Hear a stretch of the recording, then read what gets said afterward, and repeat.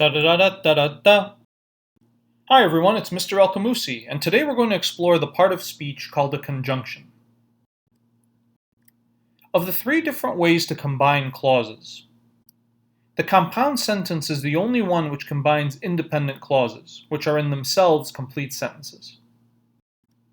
To do this, the compound sentence employs conjunctions to join independent clauses. A conjunction is a word or phrase which connects clauses and sentences. Let's see how this works using examples.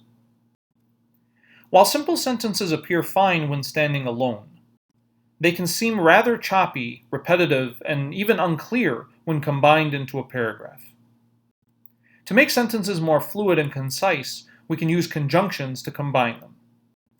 So, instead of having two short, repetitive sentences, conjunctions can combine and shorten them to create longer, compound sentences. The acronym FANBOYS is a common reference for remembering some of the more often used conjunctions, which can serve as very resourceful tools for developing sentences and paragraphs. In addition to conjunctions, proper punctuation can also help combine short sentence clauses.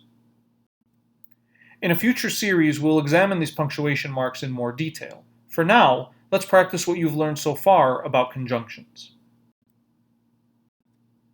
Number your page from 1 to 8. In a moment, you will see some pairs of simple sentences. Try to combine them into compound sentences using a suitable conjunction. You can refer to the list of conjunctions at the bottom of the screen. You may begin.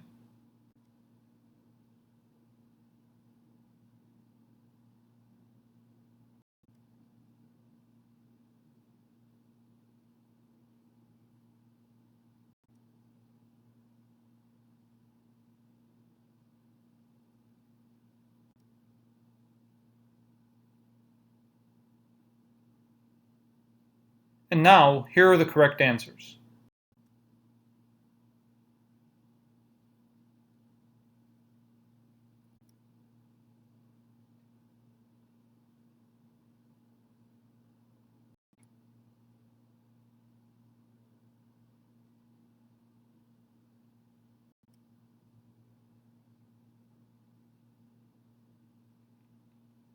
I hope this lesson was a useful introduction to conjunctions. Thanks for watching.